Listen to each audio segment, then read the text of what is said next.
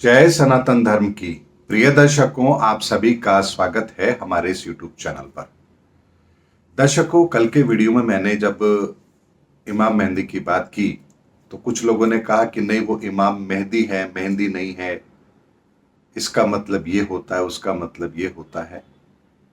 आपने पूरा वीडियो देखा तो आपको ये बात अच्छी तरह समझ आ गई होगी कि मेरा जो कहने का भावार्थ था वो क्या था, किस उद्देश्य से मैंने वो बात कही है और उस शब्द का वास्तविक मतलब क्या है।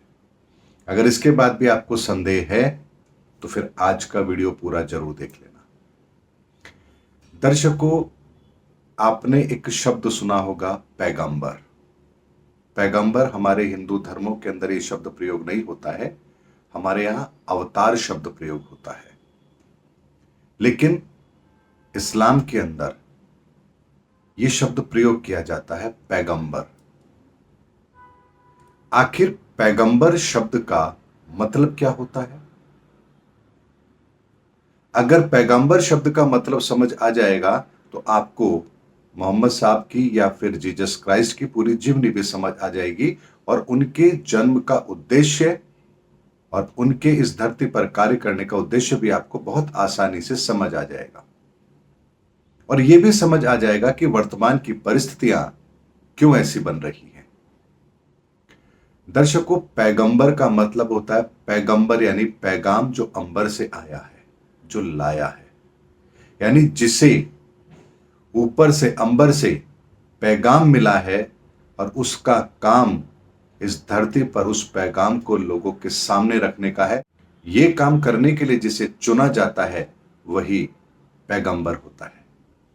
अब इसको ऐसे समझिए, जैसे आपके घर पर डाक आती है तो डाक को लाने वाले को आप डाकिया कहते हैं।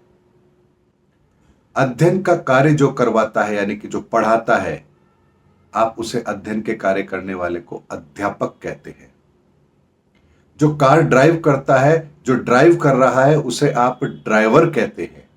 यानी उसका नाम ही उसके कार्य को बताता है कि वो किस कार्य के लिए जाना जाता है। इसी तरह से जो ऊपर से पैगाम लेकर आता है या जिसे ऊपर के पैगाम मिलते हैं, जिसका काम ऊपर के पैगाम को आप लोगों के सामने रखना है, उस कार्य के लिए ऊपर वाला जिसे चुनता है उसे ही हम पैगांबर कहते हैं। अब इसमें एक बात को और समझिए, पैगांबर जो मैसेज लेकर आए तो फिर उनके जीवन के अंदर चमत्कार क्यों नहीं होते? उनके जीवन में इतनी तकलीफें क्यों होती हैं? मोहम्मद साहब पैगंबर थे तो उनके समय पर ही उनके दुश्मन इतने थे कि उन्हें छुपना पड़ता था। एक कहानी तो आप लोगों को पता भी होगी कि छुप करके वो एक कुएं के अंदर, सूखे कुएं के अंदर, एक गड्ढे के अंदर या गुफा के अंदर, जो भी कोई जगह थी, वहां वो छुप जाते हैं। तो ऊपर से मकड़ियां जाल बना लेती हैं। तो वो देखते क्या, रहे तो जाल बना हुआ है, इसका मतलब इसके अंदर कोई नहीं होगा। वो देख करके चले जाते हैं और उनकी जान बच जाती है। और उसी को प्रतीक मान करके आज के समय में मुसलमान भी जालीदार टोपी अपने सर पर पहनते हैं कि हाँ, उस परमात्मा की कृपा, उसकी रहम, उस अल्लाह की रहम उनके सर पर बनी रहे। इस प्रतीक तौर पर वो आज भी जाली की टोपी पहनते हैं, क्योंकि उसी जाल ने, उस मकड़ी के जाल ने मोहम्मद साहब की सुरक्षा की थी। लेकिन कितने लोग इस सच्चाई को जानते हैं मुझे नहीं पता। लेकिन बात आती है कि जिन्हें पैगाम लाने के लिए, पैगाम को दुनिया के सामने लाने के लिए चुना गया, उनका जब चयन होता है तो वो ऐसे व्यक्ति होते हैं जो ना पढ़े लिखे होते हैं, ना बहुत समझदार होते हैं, ना उनमें इतनी क्षमता होती है कि वो अपना खुद का दिमाग या इधर उधर की बातें उसमें लगाए। ऐसे ही व्यक्ति का चयन होता है जो हू बहू वही पैगाम दुनिया के सामने रख दे जो उसे दिया गया है, वो अपनी बुद्धि ना लगाए और अपनी इधर उधर की बातें उसमें सम्मिलित ना करे। इसीलिए ऐसे व्यक्तियों का चयन होता है और उन लोगों का जन्म बड़ा ही साधारण होता है, बहुत साधारण होता है। और यही बात कुछ लोगों के गले में डाइजेस्ट नहीं होती है। अरे, ये इतना साधारण सा इंसान ऐसे कैसे हो सकता है? लेकिन ऊपर वाले की लीला है, वो चाहे जैसे खेले, उसे कौन रोक सकता है? तो यहां पर जब वो पैगाम दुनिया के सामने रखते हैं, तो वो पैगाम वर्तमान की कुरीतियों के से अलग होता है। यानी जो आपकी मान्यताएं हैं, जो आप गलतियां कर रहे हैं, जो आप नासमझी में कर रहे हैं, उसको दुरुस्त करने के लिए ही वो पैगाम होते हैं। लेकिन कुछ लोग उन पैगामों को देख करके, सुन करके उस पर अपना ईमान लेकर आते हैं, लेकिन कुछ लोग होते हैं जो उनके विरुद्ध खड़े हो जाते हैं, उनकी जान के दुश्मन बन जाते हैं। और वहां पर वो पैगंबर केवल और केवल ऊपर वाले की इच्छा को ध्यान में रखते हुए सिर्फ और सिर्फ अपना कार्य करते हैं, बिना इस भय के कि उनके प्राण भी कहीं चले ना जाए। यही कारण था कि मोहम्मद साहब को भी भटकना पड़ा, भागना पड़ा, उनके परिवार के साथ किस तरह के सलूक किए गए। यही कारण था कि जीसस क्राइस्ट को भी सूली पर चढ़ा दिया गया। अब यह बहुत लोगों को बहुत बड़ी आपत्ति होगी कि मैं ये क्या कह रहा हूं, मैं उनकी बात क्यों कर रहा हूं, मुझे तो सनातन की बात करनी चाहिए। थोड़ा धैर्य रखिए, आता हूं सनातन पर भी।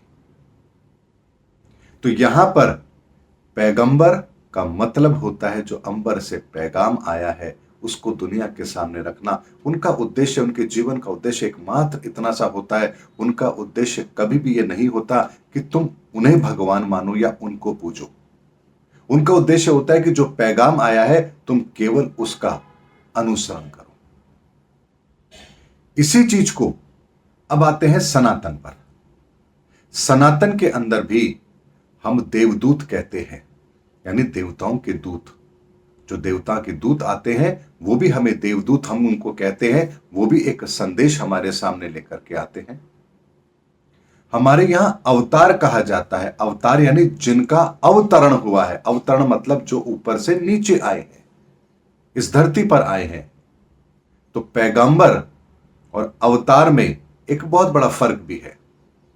पैगंबर केवल और केवल पैगाम को दुनिया के सामने रखने के लिए आते हैं, लेकिन अवतार जो होते हैं, जब पैगंबरों की बात को अनसुना कर दिया जाता है, जब पैगंबरों की बात को गलत तरीके से दुनिया के सामने रखा जाता है, उनकी कही हुई बातों के अंदर संशय भरी नजरों से देखा जाता है, उनकी बातों को अपने फायदे के लिए इस्तेमाल किया जाता है, उनके अंदर इतनी ज्यादा बुराइयां भर दी जाती हैं, इतना ज्यादा शब्दों को तोड़ मरोड़ दिया जाता है कि सच्चाई कहीं बाकी ही नहीं रहती, तब अवतार पुरुषों को इस धरती पर आना होता है और उन्हें हम नबी कहते हैं।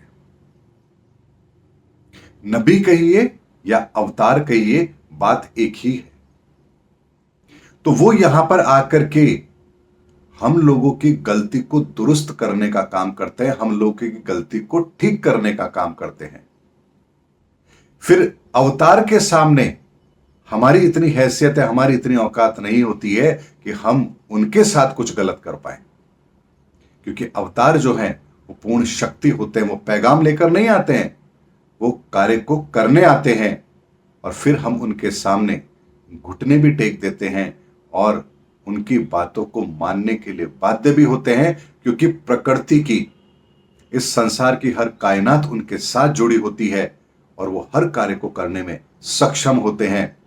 और इसी अवस्था को, इसी उनके रूप को हम परमात्मा का रूप कहते हैं या अल्लाह कहते हैं। अल्लाह यानी अथाह इल्म का मालिक, परमात्मा यानी परम आत्मा, जिससे ही पूरा संसार बना है, सर्वशक्तिमान। इसीलिए एक एक शब्द और उस शब्द के पीछे का मर्म, उसका कारण, उसका प्रयोजन, यह बहुत महत्वपूर्ण होता है। अगर मेरी अब तक की बात आपको थोड़ी भारी भरकम लग रही है तो चलिए एक छोटे से उदाहरण से आपके सामने बात रखता हूं, आपको बात बहुत अच्छी तरह समझ में आएगी। मान लीजिए आज सुबह आपके घर में आलू के पराठे बने हैं। अब सुबह 8 बजे जब आप उसको खा रहे हैं तो आप क्या कहते हैं? मैं ब्रेकफास्ट कर रहा हूं या अल्पाहार कर रहा हूं। जब दोपहर में भी वही आलू के पराठे आप खा रहे हैं तो आप क्या कहते हैं? मैं लंच कर रहा हूं या दोपहर का भोजन कर रहा हूं। जब वही आलू के पराठे आप रात को भी खा रहे हैं तो आप कहते हैं मैं डिनर कर रहा हूं, रात्रि भोज कर रहा हूं। चीज तो आप एक ही खा रहे हैं। फिर आप ये तीन शब्दों का प्रयोग क्यों कर रहे हैं? क्योंकि ये तीन शब्द ही ये बताने के लिए पर्याप्त है कि अगर आप डिनर कर रहे हैं तो इसका मतलब है रात्रि का समय है, आप अपना रात्रि का भोजन कर रहे हैं। आप कहते हैं मैं अल्पाहार कर रहा हूं, ब्रेकफास्ट ले रहा हूं, तो यह बताने की आवश्यकता नहीं है कि आप किस वक्त भोजन कर रहे हैं, किस वक्त के भोजन की पूर्ति आपको हो रही है। आप दोपहर का भोजन करते हैं, आप कहते हैं मैं लंच कर रहा हूं, बताने की आवश्यकता नहीं है कि समय कौन सा और आप क्या कर रहे हैं। तो यहां भोजन महत्वपूर्ण नहीं है, किस समय पर भोजन किया जा रहा है। वो समय, वो शब्द आपके भोजन को और आपके भोजन के समय को, दोनों को बता रहा है। अब यहां दूसरा प्रश्न आएगा, अच्छा आप लंच कर रहे हैं तो लंच में आप क्या खा रहे हैं? यहां दूसरा प्रश्न आएगा। अब यहां पर विभिन्नता हो सकती है। इसीलिए यहां पर जब अवतार आते हैं तो अवतार आते हैं, हम अपनी भाषा में कहें तो अवतार है, सनातन की भाषा में अवतार है, और किसी और भाषा में कहें तो हम नबी हैं। लेकिन नबी आए किस लिए हैं, अवतार आए किस लिए हैं, कौन सा काम करने के लिए आए हैं, तो यहां पर भिन्नता अलग अलग हो जाती है। हम कहते हैं अवतार आए हैं, इस धरती से पाप को खत्म करने के लिए आए हैं। वो कहते हैं हमारे नबी आए हैं, हमारे धर्म को स्थापित करने के लिए आए हैं। लेकिन यहां एक महत्वपूर्ण बात है जिसको आपको समझना चाहिए। क्या आज से 2500 साल पहले इस्लाम था? क्या आज के 2500 साल पहले ईसाइयत थी, ईसाई धर्म था? अगर ये दोनों नहीं थे तो क्या उस समय पर ये धरती नहीं थी? धरती नहीं थी, ऐसा था क्या? और धरती थी तो उस समय पर कौन सा इल्म था, वो कौन सा ज्ञान था, वो कौन सा धर्म था जो इस संसार में था? तो इसके प्रमाण सनातन में मिलते हैं। 5000 वर्ष पहले कृष्ण का मिलता है, उससे पहले सतयुग की बात करें या हम त्रेता की बात करें तो राम का मिलता है, सतयुग में राजा हरिश्चंद्र प्रहलाद का मिलता है, उससे पहले भी जाएंगे तो बहुत सारे उदाहरण मिलते हैं। यानी हजारों वर्षों का, लाखों वर्षों का इतिहास जहां मिलता है वो सनातन में मिलता है। लेकिन फिर इन बाकी के धर्मों को लाने की आवश्यकता क्या थी, जोड़ने की आवश्यकता क्या थी, या विभिन्नता लाने की आवश्यकता क्या थी? तो ध्यान रखिए, ऊपर वाले का खेल बड़ा निराला होता है। जैसे आप कभी कहीं जाते हैं घूमने के लिए, अब यहां पैगंबर को या अवतार को यहां पर एक बार इस तरह से समझकर देखिए कि जैसे आप अवतार हैं, मान लीजिए आपको किसी शहर में जाना है, तो क्या आप अपना पूरा घर उठा के जाते हैं, पूरा बैंक बैलेंस उठा के जाते हैं, पूरा फर्नीचर, खाने का सारा सामान सब कुछ लेके जाते हैं क्या? आप केवल उतनी ही चीजें लेकर जाते हैं जितनी चीजों की आवश्यकता आपको उस शहर में है। उस शहर में आप कितने दिन रहेंगे, कहां कहां जाएंगे, किस होटल में ठहरेंगे, क्या क्या देखेंगे, आप पहले से डिसाइड कर लेते हैं। और उसके बाद में फिर आप प्रोग्राम बनाते हैं। तो जब आप एक आम इंसान यदि इतनी प्लानिंग करता है, तो वो जो उस ऊपर वाले की लीला है, क्या वो इस धरती पर जब आएगा तो हाथ उठा के चला आएगा? वो बहुत पहले से पूरी प्लानिंग करता है, तब कौन सा काम उन्हें करना है, उसके लिए किन पात्रों की आवश्यकता पड़ेगी, किन चीजों की आवश्यकता पड़ेगी, उसकी पूरी व्यवस्था वो अपने लिए पहले से करके आते हैं। क्या काम करना है, कब करना है, कैसे करना है, कहां रहना है, किससे मिलना है, क्या करना है, हर चीज की प्लानिंग ठीक वैसे ही करते हैं जैसे आप किसी दूसरे शहर में जब जाते हैं तो प्लानिंग करते हैं और लौट के वापस आ भी जाते हैं। लेकिन आप अपने पूरे संसाधनों को लेकर नहीं जाते हैं, लेकिन यदि आपको आवश्यकता पड़े तो आप अपने उन संसाधनों का प्रयोग भी कर सकते हैं। मान लीजिए आप कुछ पैसे लेकर वहां गए और अचानक आपको ज्यादा धन की आवश्यकता पड़ गई। आप कोई ऐसी बात, ऐसा कोई कनेक्शन निकालेंगे कि आपके घर का रखा हुआ धन आप तुरंत अपने पास मंगवा लेंगे और अपने उस काम को कर लेंगे। नबी भी और परमात्मा जिनका अवतरण होता है वो भी ऐसा ही करते हैं। इस संसार में जब आते हैं अपना कार्य करते हैं, लेकिन जब इस संसार के अंदर कुछ ऐसी परिस्थिति का निर्माण हो जाता है जो असामान्य हो, तो यहां पर वो फिर अपनी उन शक्तियों का भी प्रयोग करते हैं जो शक्तियां उनके अपने लोक में उनके साथ है। जैसे भगवान श्री कृष्ण ने भी सुदर्शन चक्र अपने हाथ में लिया था एक बार। भगवान राम ने भी ब्रह्मास्त्र को एक बार अपने धनुष पर चढ़ाया था जब समुद्र मार्ग नहीं दे रहा था। तो वो इनका प्रयोग तब करते हैं जब बहुत ही अलग तरह की स्थिति हो, कोई विकल्प शेष ही ना रह गया हो। इसीलिए पैगंबर क्या होते हैं, क्यों उनके जीवन से दुख जुड़ा होता है, क्यों वो इतनी यातनाएं सहते हैं और उनके साथ ऐसा व्यवहार होता है जैसा व्यवहार हम किसी दुश्मन के साथ करते हैं, क्योंकि वो पैगाम लेकर आते हैं, जो सत्य का पैगाम लेकर आते हैं। जिन्हें उनसे पीड़ा होती है, जिनकी दुनिया लुटती है, वो उसका विरोध करेंगे।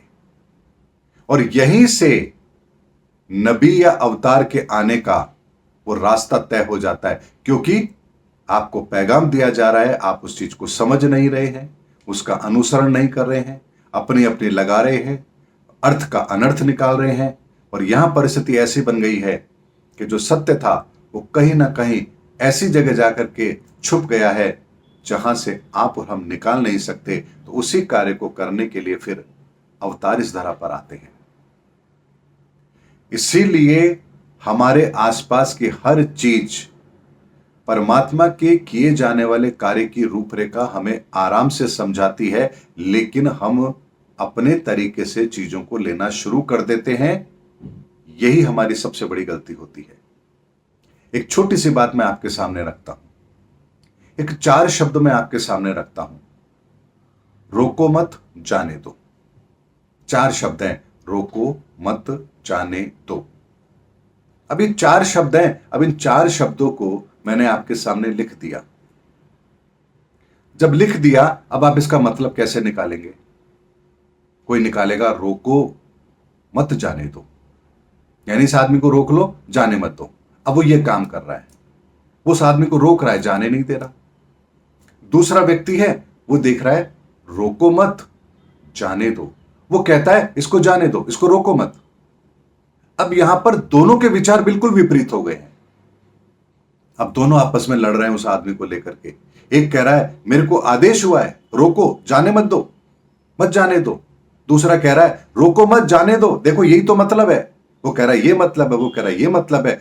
दोनों लड़ रहे हैं। यहां काम किसका विलंब हो रहा है? उस ऊपर वाले का काम लेट हो रहा है। तो जो पैगाम वो इस धरती पर भेजता है हमारी भलाई के लिए, हम शब्दों में उलझ करके इतना लड़ मरते हैं कि उसका काम ही डिले हो जाता है। वो जो धर्म इस संसार में स्थापित करना चाहता है, जो सच्चाई हमारे सामने लाना चाहता है, जो भलाई हमारे लिए वो करना चाहता है, हम उससे इतना कोसों दूर हो जाते हैं कि एक दिन उसे हमारे कान पकड़ने के लिए, हमें सुधारने के लिए डंडे के जोर पर इस धरती पर आना पड़ता है। और इसी तरह का कार्य सनातन में भी हुआ है। सनातन धर्म के अंदर इसकी जो कार्य प्रणाली है वो थोड़ी अलग है।